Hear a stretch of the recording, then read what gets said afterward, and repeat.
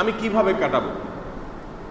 এক্ষেত্রে প্রথম কথা হলো, রমাদান মাসে যদি আপনি কোনো নফল আমল করতে নাও পারেন, আপনি যদি কোনো বিশেষ ইবাদত বন্দেগী নাও করতে পারেন, রাতভর জেগে ইবাদত করতে পারলেন না, আপনি আল্লাহর কাছে খুব বেশি কান্নাকাটি করার তৌফিক হলো না, রোনাজারি করার তৌফিক হলো না, ইবাদতের তৌফিক হলো না, একটি কাজ যদি আপনি করেন গোটা রমজান জুড়ে, এখন থেকে তার জন্য প্ল্যান করেন, পরিকল্পনা করেন, আর একটি কাজ করতে পারেন, তাহলে ইনশাআল্লাহ আপনার রমাদান 50% সার্থক এবং সফল হয়ে যাবে। আর সেই কাজটা হলো, রমাদান মাসে কোনো প্রকার হারামের ধারে কাছে যাব না। অন্য সময় যাই করি না করি, এই একটি মাস আমি হারামের টাচে যাব না। যদি হারাম কাজ থেকে আপনি বেঁচে থাকেন, তাহলে আপনি সবচেয়ে বড় ইবাদত গুজার হয়ে গেলেন। রাসূল আকরাম সাল্লাল্লাহু আলাইহি সাল্লাম তার একজন প্রিয় সাহাবীকে বলেছেন, শোনো, ইত্তাকিল মাহারিমা তাকুন আবাদান নাস। খুঁটে খুঁটে আল্লাহর নিষিদ্ধ কর্মসমূহ থেকে নিজেকে বাঁচিয়ে রাখো, হারাম কাজ থেকে বাঁচিয়ে রাখো নিজেকে, তাহলে তুমি হবে সমাজের সবচেয়ে বড় আবেদ। আমাদের সমাজের সবচেয়ে বড় আবেদ কাকে বলা হয়? যে ব্যক্তি সবচেয়ে বেশি নফল রোজা রাখে, যে বেশি নফল তাসবিহ পড়ে, যে বেশি সময় মসজিদে অবস্থান করে, যে বেশি নফল নামাজ পড়ে, যে নফল দান করে, এগুলোকে আমরা ইবাদত মনে করি। সন্দেহ নাই এগুলো ইবাদত, কিন্তু এগুলো করলে সে সমাজের সবচেয়ে বড় ইবাদত গুজার হতে পারবে না, অসম্ভব। সবচেয়ে বড় ইবাদত গুজার হওয়ার জন্য যে কাজটি করতে হবে, রাসূল আকরাম সাল্লাল্লাহু আলাইহি সাল্লাম আমাদেরকে বাত লেগেছেন, সেই কাজটি হলো হারাম থেকে বেঁচে থাকতে হবে। একজন মানুষ অনেক নফল কাজ করেন, অনেক ভালো কাজ করেন, কিন্তু এদিক দিয়ে তিনি হারামের সাথে সম্পৃক্ত, তাহলে এরকম অবস্থাতে তিনি কখনো সবচেয়ে বড় ইবাদত গুজার হিসাবে বিবেচিত হতে পারবেন না। আপনি শুধুমাত্র মৌলিক ফরজ কাজগুলো করছেন, আর খুঁটে খুঁটে একটি একটি করে সকল হারাম কাজ থেকে নিজেকে বিচ্ছিন্ন করে নিলেন। আল্লাহর কসম, আপনি হবেন এই সমাজের সবচেয়ে বড় ইবাদত গুজার। অতএব এবারের রমাদানে আপনার যেভাবে কাটানো উচিত, সেই প্ল্যান এবং পরিকল্পনাকে কেন্দ্র করে সামনে রেখে আমি যে কথাটি বলবো তা হলো, একটি পরিকল্পনা করি, আমার দ্বারা যত হারাম হয়ে থাকে সচরাচর, আমি এবারের রমাদানে একটি মাসের জন্য, তাকওয়ার মাসে, আমি হারামের পথে পা বাড়াবো না।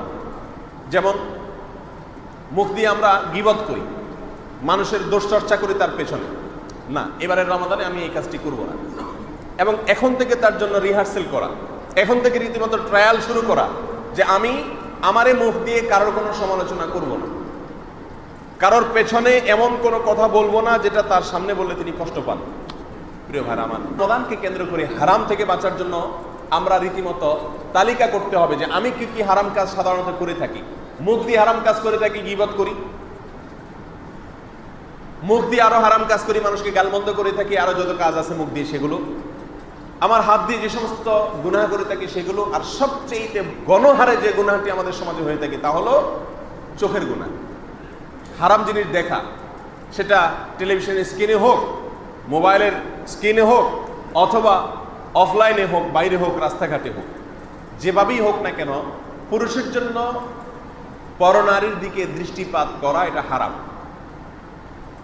সংখ্যার বিচারে যে হারাম কাজটি আমাদের আজকের সমাজে পরিমাণে সবচেয়ে বেশি হয়, সেটা হলো এই হারাম কাজটি, অর্থাৎ চোখের গুনাহ। আপনি হিসাব করে দেখুন, অন্য কোনো অপরাধ পরিমাণে এত বেশি করা হয় না, এমনকি গীবতও এত বেশি করা হয় না। আজকাল রাস্তা বের হলে প্রতি মিনিটে বরং মিনিটে একাধিকবার পর্যন্ত এই চোখের জেনা আমরা করে থাকি। নবী সাল্লাল্লাহু আলাইহি ওয়াসাল্লাম বলেছেন, জেনাল আইনি আন নজরু, জেনা বা ব্যভিচার, এটা শুধুমাত্র সরাসরি ব্যভিচারের মাধ্যমেই হয় না, বরং ব্যভিচার মানুষ চোখ দিয়ে দেখেও করে। কোন পরনার দিকে দৃষ্টিপাত করলেন, আপনি কোনো বাজে চিন্তা করলেন আর না করলেন, এই যে তাকালেন, এর ফলেও একটি গুনাহ আপনার আমলনামায় লেখা হয়ে যায়। হিসেব করুন, সকাল থেকে বাসায় ফেরা পর্যন্ত, এমনকি বাসায় ফেরার পরে মোবাইলে, ফেসবুকে, সোশ্যাল মিডিয়াতে, টেলিভিশনের সামনে বসে আপনি প্রতি মুহূর্তে এই গুনাহগুলো করে যাচ্ছেন। প্রিয় বন্ধুরা আমার, যদি রমাদান জুড়ে আমরা গুনাহের সঙ্গে নিজের সম্পর্ক রাখি, তাহলে গুনাহ এটা হলো আল্লাহর গজবের জায়গা, তো এর ভিতরে থেকে আপনি আল্লাহর রহমতের আশা কোনোদিন করতে পারবেন না। এই জন্য রমাদান করিমের প্রস্তুতির অংশ হিসাবে আসুন আমরা এই প্ল্যান করি যে আমরা গোটা রমাদান জুড়ে প্রথম যে কাজটি আমরা নিশ্চিত করি তা হলো কোনো গুনাহের সাথে সম্পর্ক আমরা রাখবো না। আর আমি আগেই বলেছি, আপনি যদি গোটা রমাদান জুড়ে একটি হারাম কাজও না করেন আর শুধু ফরজ কাজগুলো করেন, আল্লাহর কসম একটি নফল কাজ যদি করতে না পারেন, এই সমাজের সবচেয়ে বড় ইবাদত গুজার হিসেবে আল্লাহর কাছে আপনার নাম লেখা হবে। আজ আমরা নফল ইবাদতের গুরুত্ব বুঝি, কিন্তু হারাম থেকে বাঁচার গুরুত্ব আমরা বুঝি না। প্রিয় বন্ধুরা আমার, গাছের গোড়া দিয়ে কেটে আগা দিয়ে পানি দিয়ে দিলে যেরকম সেটা গাছের কোনো উপকারে আসে না, আপনি প্রচুর পরিমাণে নফল আমল করলেন কিন্তু এদিকে হারামের সাথে আপনার অনেক সম্পর্ক, অনেক ধরনের হারাম কাজের সাথে আপনি জড়িত, তাহলে আপনার এই হারামের সঙ্গে জড়িত থেকে নফল আমল করাটা গাছের গোড়া কেটে আগায় পানি দেওয়ার নামান্তর। অতএব রমাদান মাসের জন্য আমরা প্রস্তুতি নেই যে যত রকমের হারাম আছে এর সঙ্গে আমি সম্পর্ক ছিন্ন করব। এই রমাদান মাসে আমার বাসায়, আমার বাড়িতে টেলিভিশনে কোনো নোবেল, কোনো নাটক, কোনো সিনেমা, কোনো শরীয়তে নিষিদ্ধ অনুষ্ঠান প্রদর্শিত হবে না। ব্যাস, বাহিরে ভেতরে আমি চোখের গুনাহ থেকে বাঁচবো, হাতের গুনাহ থেকে বাঁচবো, মুখের গুনাহ থেকে বাঁচবো, এক কথায় হারামের সংস্রব থেকে আমি নিজেকে সরিয়ে আনবো। এটা হলো নাম্বার 1। নাম্বার 2, আপনি যদি অন্য কোনো কিছু করতে নাও পারেন, ছোট্ট একটি আমলের কথা বলছি।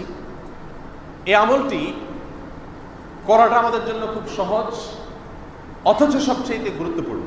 তা হলো, আপনি রমাদান মাসের প্রথম দিন থেকে একেবারে শেষ রমাদান পর্যন্ত প্রতিজ্ঞা করুন এই 30 দিনে 5 ওয়াক্ত সালাত জামাতের সাথে তাকবীরুলের সাথে পড়বেন। আপনি অতিরিক্ত খুব বেশি নফল কাজ করার সুযোগ পাইলেন না, সকালের শাক পড়ার সুযোগ পাইলেন না, আওয়াবিন পড়ার সুযোগ পাইলেন না, তাহাজ্জুদ পড়ার সুযোগ পাইলেন না, নফল আমল করার সুযোগ পাইলেন না, কিন্তু একটি কাজ শুরু করলেন। সেটা কি? যে অন্য মাসেও তো করা উচিত জামাতের সাথে সালাত, কিন্তু সেটা হয়তো ত্রুটি বিচ্যুতি হয়। রমাদান উপলক্ষে আমি প্রতিজ্ঞা করলাম যে এই মাসে অন্তত এক সিঙ্গেল ওয়াক্ত নামাজও আমার জামাত এবং তাকবীরে উলা ছুটবে না। ইমামের সাথে প্রথম তাকবীরে আমি যোগদান করে গোটা 30 দিন নামাজ আদায় করব। এটা কিন্তু, যদিও আমি সহজ বলেছি, এটা খুব সহজ আমল না। আমাদের যেহেতু অভ্যাসটা হয়ে গেছে নামাজের শেষ মুহূর্তে আসা অথবা একাকী নামাজ পড়া, এ বিষয়ে গুরুত্ব না দেওয়া, সেজন্য এখন থেকে যদি আপনি ট্রায়াল শুরু করেন, ইনশাআল্লাহ আপনার জন্য রমজান মাসে আমলটা করা খুব বেশি কঠিন হবে না। প্রিয় ভাইরা আমার, 5 ওয়াক্ত নামাজ যদি আপনি ঠিকঠাক করেন আর অন্য অনেক ব্যাপারে নফলগুলোতে যদি আপনার ত্রুটিও থাকে, ইনশাআল্লাহ রমাদান আপনার জন্য সার্থক হয়ে যাবে। রাসূল আকরাম সাল্লাল্লাহু আলাইহি সাল্লাম বলেছেন, আউয়ালু মা ইউহাসাবু বিল আবদু ইয়াউমাল কিয়ামাতি আস-সালাত। কিয়ামতের দিন সর্বপ্রথম বান্দার হিসাব নেওয়া হবে নামাজে। নামাজ যদি ঠিকঠাক পাওয়া যায়, ফাকাদ আফলাহা ওয়া আনজাহ, তাহলে সে সফল হয়ে যাবে। আর যদি নামাজের হিসাবে তার গড়বড়ি বের হয়ে আসে, ফাকাদ খাবা ওয়া খাসির, তাহলে সে ধরা খেয়ে যাবে। প্রিয় ভাইরা আমার, রমাদান উপলক্ষে দ্বিতীয় যে পরিকল্পনা করার কথা আমি বলবো তা হলো 5 ওয়াক্ত নামাজ জামাতের সাথে তাকবীরে উলার সাথে আমি আদায় করব গোটা 30 দিন। একটি বেলাও যেন ব্যতিক্রম না হয়, সেজন্য যত রকমের সতর্কতামূলক ব্যবস্থা হতে পারে তা গ্রহণ করব। এর একটা সহজ উপায় হলো আজানের সঙ্গে সঙ্গে মসজিদে চলে আসা। কারণ আজানের পর আপনি যদি দেরি করেন, একটা ঝামেলা এসে তৈরি হবে, আপনার নামাজের জামাত ছুটে যাবে। এই জন্য দ্বিতীয় পরিকল্পনা হলো এটা। রাসূল আকরাম সাল্লাল্লাহু আলাইহি সাল্লাম বলেছেন, মুনাফিক যে তার মুনাফিকের ব্যাপারে কোনো সন্দেহ নেই, এই ব্যক্তির আলামত হলো সে জামাতে নামাজ পড়তে পারে না, বা জামাতে নামাজ পড়ে না, বাসায় নামাজ পড়ে। অভ্যাসগতভাবে সবসময় বাসায় নামাজ পড়ে। অনেকেই আছে আমাদের সমাজে, দেখবেন অনেক নেক আমল করেন মাশাআল্লাহ, কিন্তু জামাতে নামাজ পড়ার গুরুত্ব তার কাছে নেই। ইসলামে ঈমানের পরে সবচেয়ে গুরুত্বপূর্ণ আমল যে নামাজ, সে নামাজ একাকী পড়ার জিনিস না, এটা জামাতের সাথে পড়তে হবে এবং তাকবীরুল সাথে পড়তে হবে। অতএব প্রিয় ভাইরা আমার, রমাদান পরিকল্পনার অংশ হিসাবে আমরা এই প্রতিজ্ঞাটি করি। মা বোনরা যারা আছেন, যারা জামাতে নামাজ পড়ার সুযোগ হয় না বা ইসলামী শরীয়ত তাদেরকে জামাতে নামাজ পড়ার জন্য উদ্বুদ্ধ করে না, তাদেরকে বলবো আপনারা রমাদান উপলক্ষে পরিকল্পনা করেন। রমাদান উপলক্ষে নামাজটা আউয়াল ওয়াক্তে পড়বেন, ধীরস্থিরতার সাথে পড়বেন। দুটি জিনিস, নামাজের যখন ওয়াক্ত হয়, মেয়েদের মধ্যে একটা অভ্যাস হলো, যেহেতু তাদের জামাতে আসার অপশন নাই, সেজন্য তারা দেখা যায় জোহর নামাজ পড়তে পড়তে 3টা সাড়ে 3টা বাজায় দেয়, রান্নাবাড়া শেষ করতে করতে। এভাবে প্রায় বেশিরভাগ ওয়াক্তের একই অবস্থা। এই জন্য রমাদান উপলক্ষে অন্তত নামাজটাকে যদি আমরা সলিড করতে পারি, নামাজটাকে যদি আমরা সঠিকভাবে আদায় করতে পারি, তাহলে বিশাল বড় একটা অর্জন হয়ে যাবে ইনশাআল্লাহ।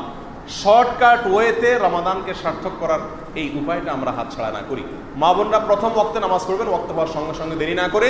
আর দ্বিতীয়ত, নামাজের ক্ষেত্রে অন্য সময় যদি তাড়াহুড়া করে থাকেন, খবরদার রমাদান উপলক্ষে দাঁড়িয়ে সূরাগুলো পড়বেন অত্যন্ত আস্তে আস্তে, ধীরে ধীরে, প্রতিটি আয়াতের পরে দাঁড়িয়ে দাঁড়িয়ে দীর্ঘ সময় নিয়ে রুকুতে যাবেন। তাসবিহগুলো পড়বেন খুব আস্তে আস্তে, ধীরে ধীরে, হুলস্থুল করে নয়, এবং লম্বা সময় ধরে। রুকু থেকে উঠে দাঁড়ালেন, সেখানে দাঁড়িয়েই আবার সিজদায় চলে যাবেন না, দাঁড়িয়ে বেশ লম্বা চড়া দোয়া আছে, রব্বানা লাকাল হামদ হামদান কাসীরান তাইয়িবান মুবারাকান ফি, এরপরেও দাঁড়িয়ে কিছুক্ষণ অপেক্ষা করে তারপরে সিজদায় যাবেন। এভাবে সিজদা থেকে উঠে বসে আবার একটু অপেক্ষা করবেন, তারপরে যাবেন। ধীরস্থিরতাকে অবলম্বন করে আপনি সালাত আদায় করবেন। রাসূল আকরাম সাল্লাল্লাহু আলাইহি সাল্লামের নামাজ প্রসঙ্গে আম্মা জান আয়েশা রাদিয়াল্লাহু তাআলা আনহা বলেছেন, তিনি রাতে যে তাহাজ্জুদের নামাজ পড়তেন, লা তাসআলু আন হুসনিহিন্না ওয়া তুলিহিন্না, আরে তার সে নামাজের যে সৌন্দর্য ছিল, তার সে নামাজের যে বিউটি ছিল, সে নামাজের যে কোয়ালিটি ছিল, তার নামাজের যে দৈর্ঘ্য ছিল, দীর্ঘ সময় নিয়ে আদায় করতেন। আরে এই সম্পর্কে আর তুমি বলো না। কি বলবো এই প্রসঙ্গে? তিনি যখন এক একটা রুকুনে যেতেন, নামাজে দাঁড়িয়ে তেলাওয়াত শুরু করতেন, মনে হতো তিনি আর জীবনে রুকুতে যাবেন না। এত লম্বা সময় ধরে করতেন, মনে হয় যে আর রুকুতে যাবেন না। রুকুতে গেলে এত তাসবিহ পড়তেন, এত সময় নিতেন, মনে হয় যে আর রুকু থেকে তিনি উঠবেন না। আবার রুকু থেকে উঠে দাঁড়ালে মনে হয় তিনি আর যাবেন না। এইভাবে এক একটা রুকুন তিনি আদায় করতেন। প্রিয় ভাইরা আমার, অতএব আমি মা বোনদেরকে বলবো, রমাদান উপলক্ষে অন্য কিছু করতে পারেন আর না পারেন, প্রথম কাজ গুনাহ থেকে বাঁচার পাশাপাশি দ্বিতীয় কাজ, আপনারা বাসা বাড়িতে আউয়াল ওয়াক্তে নামাজের ওয়াক্ত হওয়ার সঙ্গে সঙ্গে আপনারা সব কাজ ফেলে দিয়ে নামাজ পড়বেন, হুলস্থুল করে নয়, অত্যন্ত ধীরস্থিরতার সাথে লম্বা সময় নিয়ে। আল্লাহ তাআলা আমাদেরকে আমলের তৌফিক দান করুন। তৃতীয়ত যে পরামর্শ দিব তা হলো, আমি বলছি না গোটা রমাদানের রাত দিন সারাদিন আপনি ইবাদতবন্দি করেন, আপনার ব্যবসা বাণিজ্য সব ছেড়ে দেন, এই মাস উপলক্ষে কাজকাম ছেড়ে দিয়ে আপনি মসজিদে বসে যান অথবা বাসা বাড়িতে বসে ইবাদতবন্দি করেন না। আমি আপনাকে এটা বলবো না, কারণ রাসূল আকরাম সাল্লাল্লাহু আলাইহি সাল্লাম পরিষ্কারভাবে আমাদেরকে জানিয়েছেন, লা রুহবানিয়াতা ফিল ইসলাম, ইসলামে কোনো বৈরাগ্যতার অবকাশ নাই। ইসলামে কোনো বৈরাগ্যতা নাই। সংসার ত্যাগ করে কাজকাম ছেড়ে দিয়ে আপনাকে পরিপূর্ণভাবে গোটা মাস বসে যেতে হবে, এরকম শিক্ষা রাসূল আকরাম সাল্লাল্লাহু আলাইহি সাল্লাম আমাদেরকে দেন নাই। আপনি আপনার কাজকাম করুন স্বাভাবিকভাবে। আপনাকে যে কাজটি করতে হবে রমাদান উপলক্ষে, তা হলো আপনাকে হিসেব করে বের করতে হবে আপনার হাতে কি পরিমাণ সময় আছে এবং সময়গুলো ঠিক কখন কখন আপনি পান। আপনার যে ডিউটির সময়গুলো আছে, কাজের সময়গুলো আছে, সেগুলোর পরে বাসা বাড়িতে আসার পরে আপনি কি পরিমাণ সময় হাতে পান, সেই সময়গুলোকে কাউন্ট করে দেখলেন সারাদিনে আপনার হাতে 3 ঘন্টা সময় আছে, 4 ঘন্টা সময় আছে, অথবা 2 ঘন্টা সময় আপনার কাছে অতিরিক্ত থাকে। সেই সময়টাকে আপনি এবার ভাগ করুন কি কি কাজ করে আপনি কাটাবেন। এক্ষেত্রে আমি 3টি পরামর্শ দিব। নাম্বার 1, আপনার 2 ঘন্টা, 3 ঘন্টা বা 4 ঘন্টা যে সময়টুকু থাকে, এই সময়ের ভেতরে একটা ভাগ আপনি দিবেন কোরআন তেলাওয়াতের পেছনে। কারণ রমাদান এবং কোরআন এই দুটি একটি আরেকটার সাথে ওতপ্রোতভাবে জড়িত, একটার সঙ্গে আরেকটার সম্পর্ক অনেক গভীর। রাসূল আকরাম সাল্লাল্লাহু আলাইহি সাল্লাম বলেছেন, আসিয়ামু ওয়াল কুরআনু ইয়াশফাআন লিল আবদ, কিয়ামতের ভয়াবহতম দিনে, যেদিন বান্দা একটু সুপারিশের আশায় দাঁড়ে দাঁড়ে ঘুরবে, কোন নবী রাসূলদের কাছে পর্যন্ত গিয়ে অনেক সময় সুযোগ পাবে না, তখন আল্লাহ সুবহানাহু ওয়া তাআলার পক্ষ থেকে, আল্লাহ সুবহানাহু ওয়া তাআলার কাছে বান্দার পক্ষ থেকে যে দুটি আমল সবচেয়ে পাওয়ারফুল সুপারিশ করবে, সে দুটির একটি হলো সিয়াম, এ রোজা, আর একটি হলো কোরআন। অতএব রমজান মানেই হলো কোরআনের মাস, এটা কোরআনের মাস। বিধায় আপনার হাতে যে সময়টা অতিরিক্ত থাকবে 2-4 ঘন্টা, আপনি এখনই সেটা ক্যালকুলেশন করে হিসাব নিকেশ করে বের করলেন। সেই সময় কথার কথা 3 ঘন্টা যদি থাকে, তাহলে 1 ঘন্টা আপনি কোরআনকে দিবেন। কোরআনকে কিভাবে দিবেন? আমাদের দেশে কোরআন রমজানে যে চর্চা হয়ে থাকে তার সাধারণ চিত্র হলো আমরা কোরআন খতম দিয়ে থাকি। সন্দেহ নাই, কোরআনে কারীম যদি পড়ে আপনি শেষ করেন, প্রতি অক্ষরে 10 নেকি করে পাবেন। আল্লাহ সুবহানাহু ওয়া তাআলা চাইলে সেই নেকির পরিমাণ আরো বাড়িয়ে দিতে পারেন। আপনি কোরআন বেশি বেশি তেলাওয়াত করলেন, বেশি বেশি সওয়াব আপনার অ্যাকাউন্টে জমা হলো আখিরাতে। সন্দেহাতীতভাবে ভালো কাজ। কিন্তু কোরআন শুধুমাত্র এই এক ফরম্যাটে, একভাবে, এক পদ্ধতিতে আদায়ের জন্য, পড়ার জন্য কোরআন দুনিয়াতে আসে নাই। রমাদান উপলক্ষে নবী আলাইহিস সালামের কোরআনের সঙ্গে যে সংশ্লিষ্টতা ছিল, এই প্রসঙ্গে হাদিসের ভাষ্য হলো, কানা ইয়াতাদারাসুল কোরআন, নবী আলাইহিস সালাম রমজান আসলে কোরআনের মুদারাসা করতেন। মুদারাসা মানে একে অন্যকে ক্লাস করানো, একে অন্যের সঙ্গে কোরআন বিষয়ে শেয়ার করা। এটা হলো কোরআনের মুদারাসা করা, কোরআন নিয়ে গবেষণা করা, কোরআনকে পড়া, কোরআনকে জানা। এটা হলো রমাদানে কোরআন কেন্দ্রিক সবচেয়ে গুরুত্বপূর্ণ বিষয়। আমাদের সমাজে 1000 জন যদি কোরআনে কারীম রমজান উপলক্ষে পড়ে খতম দিয়ে থাকেন, তার ভিতরে 5 জন লোক পাওয়া কঠিন হবে যারা রমজান মাস উপলক্ষে কোরআনকে বোঝার কোনো চেষ্টা করেছে। এই কোরআন মন্ত্র নয় যে আপনি এটা পড়লে আপনার জীবন পরিবর্তন হয়ে যাবে। কিয়ামত পর্যন্ত যদি কোরআন তেলাওয়াত করেন, লক্ষ লক্ষবার কোরআন পড়ে শেষ করেন, কিন্তু কোরআনে যে কথাগুলো বলা আছে সেগুলো আপনি জানলেনও না, বুঝলেনও না, শিখলেনও না। ধারণ করা তো পরের কথা, জানলে তো ধারণ করা নিজের ভিতরে আসবে। আপনি শিখলেনই না, জানলেনই না, তাহলে এই কোরআন কিয়ামত পর্যন্ত আপনার জীবনে কোনো পরিবর্তন করবে? অসম্ভব, অসম্ভব। এই জন্য প্রিয় দর্শক ভাই বা বন্ধুরা, আমার অনুরোধ থাকবে, এবারের রমজানকে কেন্দ্র করে আসুন একটু ভিন্ন ধরনের প্ল্যান করি। কি সেটা? কোরআন আমরা তেলাওয়াত করে শেষ করবো, একটা খতম আপনি দেন, ঠিক আছে, কিন্তু প্রতিদিন ওই যে আপনার 3 ঘন্টার 1 ঘন্টা সময় আপনার কাজের পরে সব কিছু শেষ করে আপনার যে হাতে সময়গুলো থাকে সেখান থেকে আপনি 1 ঘন্টা কোরআনকে দিন। আর কোরআন তেলাওয়াতের জন্য, সাধারণ তেলাওয়াতের জন্য কিছু সময় রাখুন, আর কিছু সময় রাখুন বোঝার জন্য। প্রতিদিন যদি আপনি 10টি করে আয়াত সিলেক্ট করেন একেবারে শুরু থেকে বা যে কোনো জায়গা থেকে, যে আমি 10টি আয়াত পড়বো, এর মিনিং অর্থ কি সেটা জানবো, এই আয়াতগুলো কোন প্রেক্ষাপটে কোন ঘটনার কারণে নাজিল হয়েছিল সেটা জানবো, এই আয়াতগুলো থেকে শিক্ষা কি সেটা আমি জানবো, তাহলে কিন্তু দিন শেষে আপনার 10টা আয়াত সম্পর্কিত নলেজ আপনার কাছে এসে গেল। আর 30 দিন যদি আপনি এভাবে করেন তাহলে রমাদান শেষে আপনার 300 আয়াত সম্পর্কে আপনার ধারণা ইনশাআল্লাহ চলে আসবে। প্রিয় ভাইরা আমার, সিনিয়র সাহাবীদের অনেকে শুধুমাত্র সূরা বাকারা তেলাওয়াত করতে গিয়ে তাদের বছরকে বছর লেগে গেছে। নতুন তথ্য অনেকের কাছে, 8 বছর সময় লেগে গেছে শুধুমাত্র সূরা বাকারা পড়তে। আপনি একটাবার চিন্তা করুন, এক রমজানে আপনি 3 খতম দেন, 5 খতম দেন, 10 খতম দেন, মাশাআল্লাহ, আর ওই সূরা বাকারা পড়তে 8 বছর লেগেছে। মানে কি? এর মানে হলো আমাদের মতো মন্ত্রের মতো কোরআন তেলাওয়াত তিনি করতেন না। আমি আবারও বলছি, অবশ্যই কোরআন তেলাওয়াত করে আপনি খতম করুন, সব হবে, কিন্তু শুধু এটাই না করে পাশাপাশি কোরআনকে বোঝার চেষ্টা করুন, কোরআনকে জানার চেষ্টা করুন, তাহলে নিজের ভেতরে পরিবর্তন আসবে। কোরআন আপনার ভিতরে চেঞ্জিং আনবে। কিন্তু আপনি নাই জানেন কোরআন কি বলছে, শুধুমাত্র মন্ত্রের মতো পড়ে গেলেন, তাহলে যেটা আপনার জীবনে পরিবর্তন আনবে না। প্রিয় ভাইরা আমার, এই জন্য রমাদান উপলক্ষে কোরআনকে নিয়ে আমি যে কথাটি বলবো তা হলো, আপনার দিনের একটা সময় ফিক্স করেন যে এই সময়গুলোতে আমি অন্য কোনো কাজ করব না, এটা সিলেক্টেড সময় আমার কোরআনের জন্য গোটা রমজান জুড়ে, এবং তার ভিতরে কিছু অংশ থাকবে আমি এমনি তেলাওয়াত করবো, ঢালাও তেলাওয়াত, 1 পারা 2 পারা করে তেলাওয়াত করবো, 1 পারা করে দৈনিক করলে আমার একবার খতম হয়ে যাবে ইনশাআল্লাহ।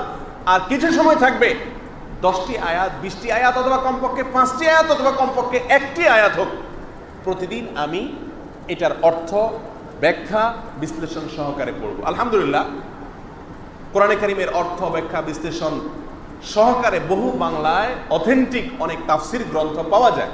আপনি সেগুলো এখনই সংগ্রহ করুন আপনার বাসাতে এবং প্রতিদিন পড়ুন। সম্ভব হলে আপনি আপনার বাসার সকল সদস্যদেরকে নিয়ে এই টাইমটাতে বসুন, সবার জন্য উপযোগী সময়টা সিলেক্ট করে বসুন। 4টি, 5টি বা 10টি আয়াত সিলেক্ট করে, আয়াতগুলোর নিচে বাংলা অর্থ দেওয়া আছে, এটা পড়ে শোনান তাদেরকে, এবং ব্যাখ্যা দেওয়া আছে পাশে, ব্যাখ্যাটাও পড়ে শোনান। এটাকে বন্ধ করে এবার নিজেরা পর্যালোচনা করুন স্ত্রীর সঙ্গে, সন্তানদের সঙ্গে, যে আমরা এই 10টি আয়াত থেকে কি শিক্ষা পেলাম, এই 10টি আয়াত থেকে আমাদের জানার বিষয় কি। প্রিয় ভাইরা আমার, এভাবে যদি করেন ইনশাআল্লাহ আমাদের রমাদান সফল এবং সার্থক হবে এবং আমাদেরকে সফলতা এনে দিবে। দ্বিতীয়ত, অবসর সময়ে যে কাজটি করার কথা বলবো সেটা হলো, রমাদান উপলক্ষে এই দিনে আপনার যে অবসর সময়গুলো থাকবে কোরআন তেলাওয়াতের পরেই আপনি ইসলামিক জ্ঞান চর্চা করুন, ইসলাম সম্পর্কে জানার চেষ্টা করুন। আমাদের দেশের মুসলমানদের ভিতরে ইসলাম সম্পর্কে নলেজ এটা প্রায় শূন্যের লেভেলে।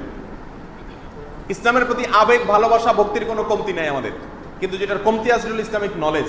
ইসলামের ফান্ডামেন্টাল যে বিষয়গুলো আছে, একেবারে মৌলিক যে বিষয়গুলো আছে, এ সম্পর্কে আমাদের স্বচ্ছ ধারণা প্রায় 99% মানুষের নাই।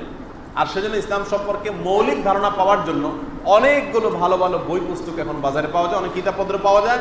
সে সমস্ত কিতাবপত্র কিনুন এবং বাসায় বসে, একা নয়, পরিবারের সকল সদস্যদেরকে নিয়ে বসুন, 10-20 মিনিট বা আধা ঘন্টা আপনি ওই কিতাব থেকে পড়ে শোনান, অর্থাৎ তালিম চালু করুন।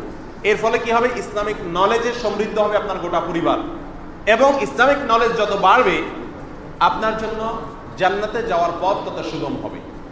আর যদি ইসলামিক নলেজের কমতি থাকে, মূর্খতা থাকে, অজ্ঞানতা থাকে, তো মনে রাখবেন, অজ্ঞানতা রেখে যদি ইবাদত করে, সারা রাত ইবাদত করার চাইতে জ্ঞানী মানুষের বা আলেমের, কোরআনের ইলম, হাদিসের ইলম যাদের আছে, তাদের জন্য অল্প সময় ইবাদত করে শুয়ে পড়াটা, ওই যার জ্ঞান নাই, ইসলামের নলেজ নাই, তার সারা রাত ইবাদত করার চাইতে বেশি উত্তম।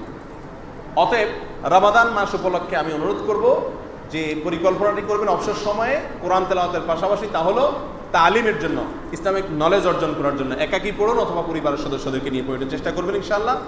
সর্বশেষ যে কথাটি বলবো তা হলো, দোয়া এবং তাহাজ্জুদে বিশেষ মনোযোগী হওয়া। রমাদান উপলক্ষে সাহরি খেতে আমরা সবাই উঠি। আমরা সেহরি বলি, শব্দটা সেহরি না। সেহরি খুবই হাস্যকর একটা শব্দ, যদি এদেশের 100 ভাগ মানুষ সেহরি বলে। সেহের মানে হলো জাদু। সেহের শব্দের অর্থ কি? জাদু। মানুষকে জাদু করে না একজন আরেকজনকে ক্ষতি করার জন্য। এই জাদুকে বলা হয় আরবিতে কি? সেহের। কোরআনে কারিমে আছে সেহের শব্দের অর্থ হলো জাদু। তো আমরা বলি সেহরি খাওয়া মানে জাদু খাওয়া, না, এই শব্দটা ভুল। যেভাবে হোক এই শব্দটা ভুল প্রচলিত হয়ে গেছে আমাদের সমাজে। আসলে এটাকে কারেকশন করে নেই, সংশোধন করে নেই। শব্দটা হবে হয় সাহুর আর না সাহারি। হয় বলবেন সাহুর, আর সাহুর বলতে যদি কষ্ট হয় দরকার নাই, তাহলে সেহরি না বলে সাহারি বলুন, দ্বন্দ্বের উপরে আকার দিয়ে দেন, বাস হয়ে গেল। তাহলে বিশুদ্ধ উচ্চারণটা হবে। এখানে সেহরি বললে সাহারির জায়গায় বলার ভুলের কারণে বড় কোনো গুনাহ হয়ে যাবে তা কিন্তু আমি বলছি না। আপনি সেহরি বললে বলতে পারেন, কিন্তু ভুলটা কেন বলবেন? কোন হাদিসের শব্দটা বলুন। শব্দটা হবে কি? সাহারি বা সাহুর। সেহরি কোনো অবস্থাতে নয়। এটা খুবই হাস্যকর একটা বিষয়, এর অর্থ আমরা জানি না, সেজন্য বলি। অতএব সাহারি বলবো না। আমি গত কয়েকদিন আগে বোধ হয় স্টাফ কোয়ার্টার থেকে আসতেছি চিটাগাং রোড দিকে, তো হাতের বামে একটা কারখানা নজরে পড়লো। তো কারখানার সাইনবোর্ডের নাম লেখা আছে, দেখলাম আরবাব গ্রুপ, মানে কোম্পানির নাম হলো আরবাব আর কি। তো চিন্তা করলাম শব্দটা শুনতে কত সুন্দর শোনা যাচ্ছে। আরবাব আরবি নাম, আর কোরআনে ব্যবহৃত ওয়ার্ড। যে ভদ্রলোক এই নামে নামকরণ করছে নিশ্চয়ই কোম্পানির মালিকের নাম, হয়তো তার বাবা রাখছে অথবা তার ছেলের নাম, যে কারণ নাম হবে। তো দেখছেন যে আরবাব কত সুন্দর, তো আরবাব নামে নামকরণ করেছে। আরবাব মানেটা কি? কোরআনে আরবাব শব্দ ব্যবহার হয়েছে ভৎসনা করে। রবের বহু বচন হলো আরবাব। আল্লাহ সুবহানাহু ওয়া তাআলা বলেছেন আরবাব মিন দুনিল্লাহ, আল্লাহ ছাড়া অন্যদেরকে তোমরা রব বানাচ্ছ। এখানে আরবাব মানে আল্লাহ ছাড়া যত মানুষকে, যত ব্যক্তিকে, যত বস্তুকে মানুষ পুজো করে সেগুলোকে ভৎসনা করে আল্লাহ আরবাব বলছে। এখন যেহেতু শব্দটা শুনতে ভালোই শোনা যায়, আরবি শব্দ, কোরআনের ওয়ার্ড, এই জন্য নাম দিয়ে দিছে আরবাব গ্রুপ। আমি হাসলাম যে আসলে না জানার কারণে মূর্খতার যে কোন লেভেলে চলে যায় আমরা এই ছোট ছোট বিষয়গুলোতে। ঠিক তেমনিভাবে আমরা সেহরি কখনো বলবো না। কি বলবো? ইনশাআল্লাহ সাহুর বলবো। কোরআনে আপনি দেখুন সূরা বাকারাতে, অন্যান্য সূরাতে সেহের সম্পর্কে আল্লাহ তাআলা আয়াত নাযিল করেছেন, সেখানে দেখেন সিনের নিচে জের আছে, সেহরুন। অতএব এই সেহরুন মানে জাদু, সেহরুন থেকে সেহরি, সেহরি নয়, শব্দ হবে সাহুর। যাই হোক, এই সাহারি খেতে উঠবেন যখন আপনি, এই সময়টাতে আল্লাহর কাছে নিবেদনের যে সুযোগ আছে সেটা তো সারা বছর জুড়েই। হাদিসে রাসূল আকরাম সাল্লাল্লাহু আলাইহি ওয়াসাল্লাম বলেছেন, রাতের শেষ প্রহরে আল্লাহ সুবহানাহু ওয়া তাআলা দুনিয়ার আসমানে নিয়ে আসেন। দুনিয়ার আসমানে এসে বান্দাদেরকে আহ্বান করেন, তোমাদের মধ্যে কেউ কি আছো আমার কাছে ক্ষমা চাইবে, আমি ক্ষমার পর্ষা নিয়ে বসেছি। কেউ কি আছো আমার কাছে কিছু চাইবে, আমি দান করব। এই সময়টা আল্লাহর দেওয়ার জন্য আল্লাহ নিজে আমাদেরকে ডেকে ডেকে জিজ্ঞেস করেন। কোন সময়টা? রাতের শেষ অংশ। তাহলে এই সময়টাতে তাহাজ্জুদ পড়া, আল্লাহর কাছে দোয়া করা, কান্নাকাটি করা, এটা হলো মুমিনের জীবনের সবচেয়ে বড় সুবর্ণ সুযোগ। সারাদিনের ভিতরে 24 ঘন্টার ভিতরে সবচেয়ে আল্লাহর কাছ থেকে নেওয়ার জন্য আদর্শ সময় হলো রাতের শেষ অংশ, ভোর রাত, ফজরের আগে। নানা কারণে আজকাল আমরা এত ব্যস্ত হয়ে পড়েছি যে আমাদের এই ভোর রাতে ইবাদত বন্দেগী করে আল্লাহর কাছে তাহাজ্জুদ পড়ে কান্নাকাটি করা, এটার সুযোগ আমাদের সচরাচর হয় না। এটা তো দূরের কথা, ফজর পড়তেই আমাদের কষ্ট হয়ে যায়। কিন্তু ভাইরা আমার, সারা বছরের মধ্যে এই রমাদান মাসের মতো এই একটি মাস আমরা তো সাহরি খাওয়ার জন্য ভোর রাতে উঠতেই হয়। যেহেতু আমরা এমনিতেই উঠি এই একটা মাস, তাহলে ইচ্ছা করলে বছরের এই সারা মাসে প্রতিদিন ভোর রাতে আল্লাহর কাছে কান্নাকাটি করে দোয়া করা সম্ভব কি সম্ভব না? তাহলে আমি অনুরোধ করব, আপনার দিনের ভেতরে, সারাদিন রাতের ভিতরে যে সময়টা আপনার হাতে থাকে রমজানকে কেন্দ্র করে, আপনি পরিকল্পনা করুন এর একটা অংশ দোয়ার মধ্যে যাবে, আর তার সবচেয়ে বড় অংশ যাবে সাহরি খাওয়ার সময়। সাহরি খাওয়ার জন্য যদি আপনি রাত 3:30 উঠেন, তাহলে এটাকে 15 মিনিট আগে বাড়ায় নেন, 20 মিনিট আগে অ্যালার্ম দেন, এবং সাহরি খাবারের আগে আপনি নির্জন কোনো একটা জায়গায় আপনার বাসায় বসে যান। সেখানে বসে 2-4 রাকাত নফল নামাজ পড়ুন এবং আল্লাহর কাছে চোখের পানি ফেলে কান্নাকাটি করুন। কারণ তাহাজ্জুদ পড়ার সুযোগ, বিশেষ করে ভোর রাতে দোয়া করার সুযোগ, এই সুযোগটা আপনি অন্য কোনো সময় না পেলেও রমজানে পাচ্ছেন। অথচ আমাদের দেশের প্রায় বেশিরভাগ মানুষেরা সাহরি খাওয়ার সময় উঠে হাত মুখ ধুয়ে ওয়াশরুম সেরে এসে সাহরি খান, খেয়ে আবার ফজর পড়ে, বাস। এই না আমাদের সাধারণ রুটিন। আপনি এত বিশাল সুযোগ পাচ্ছেন রমজান উপলক্ষে, যেটা অন্য মাসে আপনি চাইলেও করতে পারছেন না। এই সুযোগকে হাতছাড়া করা তো বুদ্ধিমানের কাজ হতে পারে না। এত বড় স্কোপ। আপনি 2-4 রাকাত নফল নামাজ পড়ুন আস্তে আস্তে, এবং আল্লাহর কাছে 5টা মিনিট একটু হাত তুলে কান্নাকাটি করুন। প্রিয় ভাইরা আমার, আমরা কান্নাকাটির জায়গা বুঝি না। আমরা কান্নাকাটি করতে চাই মাহফিলে। মাহফিলে বক্তা সাহেব আসবে, এসে আমাদেরকে কাদায় দিবে, এটা আমরা চাই। আর কাদায় দিলে আমরা বলি হুজুর এমন এক ওয়াজ দিছে একবারে দিল গলে গেছে, ঠিক না ঠিক? অথবা যদি হাসায় দিতে পারে হুজুরের আলোচনা গোটা মজলিস একবারে গরম হয়ে গেছে। এই গোটা মজলিস থেকে 1 ঘন্টা 2 ঘন্টা 3 ঘন্টার মাহফিল থেকে আমি কি শিখলাম যদি জিজ্ঞেস করা হয়, তাহলে উত্তরে 0। তাহলে মাহফিলে কি আমি কাঁদতে আসছি? আরে ভাই, মাহফিল তো কাঁদার জায়গা না। কাঁদার জায়গা হলো ভোর রাত, জায়নামাজ সেজদার জায়গা। আফসোসের বিষয়, এই জাতি আজ বুঝে না কোথায় কাঁদবে আর কোথায় শিখবে। শেখার জায়গায় কাঁদতে আসে আর কাঁদার জায়গায় শিখতে আসে। আপনি যে জায়গায় শেখার জন্য আসছেন সেখানে কাঁদার দরকার নাই। কাঁদার জায়গা হলো আপনার জায়নামাজ, সিজদা, ভোর রাত, চোখের পানি ফেলুন আল্লাহর কাছে। আল্লাহ বলেছেন কোরআনে, উদউ রাব্বাকুম তাদাররুআন ওয়া খুফিয়া, তোমরা তোমাদের রবের কাছে দোয়া করো কেঁদে কেঁদে এবং গোপনে গোপনে। আর আমরা চাই যে না, আমরা সবাই আজান দিয়ে মাইক দিয়ে একসাথে কাঁদবো। আজীব ব্যাপার। প্রিয় ভাইরা আমার, বক্তারাও মানুষকে কাঁদায়। মাহফিলগুলো আজকাল হয়ে গেছে একরকম আপনার কমেডি টাইপ, কমেডি, বিনোদন। জোকাররা সব মাহফিলের বক্তা, সবাই না, বেশিরভাগ। এরা জোকিং করে, মজা দেয়, শ্রোতারা হাসতে হাসতে কুটি কুটি হয়ে যায়। আবার একটা কিচ্ছা বলে, কানতে কানতে সব জারে জার হয়ে যায়। এটা একটা জোকিং হয়ে গেছে। অথচ সাহাবা ইকরাম রাসূল সাল্লাল্লাহু আলাইহি ওয়াসাল্লামের কাছে যেতেন শেখার জন্য, জানার জন্য, নলেজকে বাড়ানোর জন্য। এখন আমরা মাহফিলগুলোতে যাচ্ছি, বক্তারা আমাদেরকে কাদায় দেয়, হাসায় দেয়, আমরাও খুব কি হয়ে যাচ্ছি, খুশি হয়ে যাচ্ছি। প্রিয় ভাইরা আমার, অডিয়েন্সকে কাঁদানো আর হাসানো এটা অ্যাক্টরদের কাজ, অভিনেতাদের কাজ। সিনেমাতে, নাটকে এমনভাবে অভিনয় করবে, এমনভাবে অ্যাক্টিং করবে যে দর্শকদের, শ্রোতাদের চোখের পানি চলে আসবে। বাস, এটা সাকসেস, একবার হার্ট টাচিং ফিল্ম। এটা তো ফিল্ম মেকারদের কাজ, এটা তো অ্যাক্টরদের কাজ, এটা তো অভিনেতাদের কাজ। ওলামা ইকরামের কাজ মানুষকে কাঁদানো না, ওলামা ইকরামের কাজ মানুষকে শেখানো, বোঝানো। কাঁদাটা যার যার ব্যক্তিগত বিষয়, আল্লাহর কাছে কাঁদবে। যাই হোক, আমরা রমজানের শেষ রাতে, ভোর রাতে, প্রিয় ভাইরা আমার, আল্লাহর কাছে কাঁদার যে সুযোগ আছে, আল্লাহর কসম, গোটা রমজান জুড়ে এই প্রতিটা দিনের 24 ঘন্টার ভিতরে সবচেয়ে ইম্পর্টেন্ট সময় হলো আপনি যখন সেহারি খেতে ওঠেন। তখন এই সেহারি খেতে ওঠেন, তখন আল্লাহ তাআলা দুনিয়ার আসমানে আসেন দেওয়ার জন্য। আল্লাহ তাআলা নিজে আহ্বান করেন। আপনি এই টাইমে 2-4 মিনিটে যদি সময় পান, একটু আল্লাহর কাছে হাত তোলেন, একটু চোখের পানি ফেলেন। সম্ভব হলে বাসার একেবারে নির্জন কক্ষে চলে যান, পরিবারের সমস্ত সদস্যদেরকে শিখাই দেন। সাহারির আগে আল্লাহর কাছে 2-4 রাকাত নামাজ পড়ে, দোয়া করে, কান্নাকাটি করে, তারপরে সে সাহারি খেতে বলবেন। অনেকে আগে সাহারি খেয়ে নেয়, সাহারি খেয়ে শেষে দোয়া করে, না, এটা ভুল। আগে দোয়া দরুদ করবেন, সাহারি খাবেন লাস্টে। সাহারি খাবেন এমন সময় যে সাহারি থেকে নিয়ে ফজরের আজান পর্যন্ত সময় থাকবে কতটুকু? 50 আয়াত পড়ার সময়। রাসূল আকরাম সাল্লাল্লাহু আলাইহি সাল্লাম এমন ভাবে সাহারি খেতেন, জন্য সাহারি খাওয়া শেষ হলে আজান দিতে বাকি থাকতো যে সময়, তাতে 50টি আয়াত তেলাওয়াত করা যায়। 50 আয়াত তেলাওয়াত করা মানে কি? সর্বোচ্চ 5 থেকে 7 মিনিট সময়। অর্থাৎ শেষ দিকে সাহারি খাওয়া হলো সুন্নাত। অতএব সাহারি খাবেন লাস্টে, তার আগে বন্দী করবেন। আল্লাহ তাআলা আমাদের সকলকে রমজানকে সঠিকভাবে, এমনভাবে আদায় করার তৌফিক দান করুন, পালন করার তৌফিক দান করুন, অতিক্রম করার তৌফিক দান করুন, অতিবাহিত করার তৌফিক দান করুন, যেভাবে রমাদান কাটালে রমাদান শেষে আমরা মুত্তাকি হয়ে, ক্ষমাপ্রাপ্ত হয়ে আল্লাহর কাছ থেকে আমরা সৌভাগ্যবানদের কাতারে নিজেদেরকে শামিল করতে পারবো। প্রিয় ভাইরা আমার, তাহলে আমি এক নজরে আবারও বলে দিচ্ছি, রমাদানকে আমরা কিভাবে কাটাবো, পরিকল্পনা কিভাবে করব, আপনি কিভাবে রমাদান কাটাবেন। সেজন্য প্রথম পয়েন্ট হলো, রমাদান উপলক্ষে যত হারাম কাজ আছে, মিথ্যা কথা বলা, গীবত করা, চুরি, বাটপারি, হারাম উপার্জন, চোখের গুনাহ, হাতের গুনাহ, যত রকমের গুনাহ হতে পারে, মানুষকে কষ্ট দেওয়া, এই সবগুলো থেকে বিরত থাকার জন্য প্রতিজ্ঞা করবেন। এখন থেকে রিহার্সাল শুরু করবেন। হারামের সাথে আমি সম্পৃক্ত থাকবো না। শুধু এই একটা কাজ যদি করতে পারেন আর ফরজ কাজগুলো করেন, আমি নিশ্চিত আপনাকে বলতে পারি রমাদানের সার্থকতার জন্য আপনি অর্ধেক পথ পাড়ি দিয়ে ফেললেন। নফল আমলের গুরুত্বের চাইতে এর গুরুত্ব বেশি। নাম্বার 2, 5 ওয়াক্ত সালাত জামাতের সাথে, তাকবীরুল্লাহর সাথে। তাকবীরুল্লাহর সাথে যদি পড়তে না পারেন, তাহলে অন্তত সেকেন্ড ক্লাসে যান, অর্থাৎ জামাতের সাথে, জামাত অন্তত যোগ দিব, একা একা পড়বো না, এতটুকু অন্তত রাখেন। আর সেটাও যদি করতে না পারেন, অন্তত ওয়াক্তের ভেতরে অবশ্যই পড়বেন, ওয়াক্ত যেন চলে না যায়। তাহলে 3rd ক্লাসের রমাদান পালনকারী হলেও আপনি হতে পারলেন। অতএব আমরা এই বিষয়টি খেয়াল করবো। 5 ওয়াক্ত সালাত হারাম ছাড়া, 5 ওয়াক্ত সালাত জামাতের সাথে, তাকবীরের সাথে পড়া, 2টা রমজান পরিকল্পনা।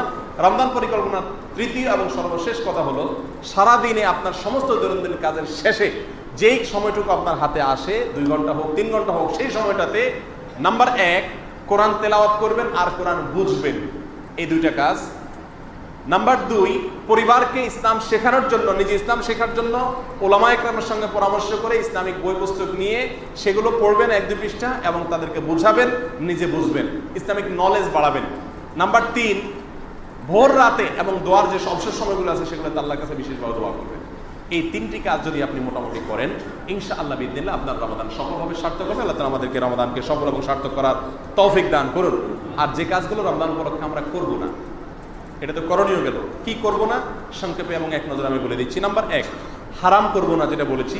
নাম্বার 2, অনর্থক কোনো কাজ করব না। যে ব্যক্তি অনর্থক কাজ ছাড়লো না, অহেতুক কাজ, যেটা দুনিয়া আখিরাতের কোনো লাভ নাই, এরকম কাজ ছাড়লো না রমজান মাসে রোজা রেখে, তার রোজা রাখা আর উপবাস থাকা সমান। অতএব রমজান মাসে অহেতুক কাজ করা যাবে না। অনেক সময় দেখা যায় বাসায় মা বোনদের বিশেষ করে সকালবেলা রান্না বাড়ার কোনো ঝামেলা থাকে না, ইফতারের ঝামেলা থাকে না, রাস্তার ঝামেলা থাকে না, দুপুরবেলা লাঞ্চের ঝামেলা থাকে না, সবাই বেশিরভাগ রোজাদার, বাচ্চাদেরকে পাশে এসে যা আছে তা দিয়ে চালানো যায়। অতএব বিশাল একটা সময় পাওয়া যায়, তো দিনভর টেলিভিশনের সামনে বসে বসে সময় নষ্ট করে।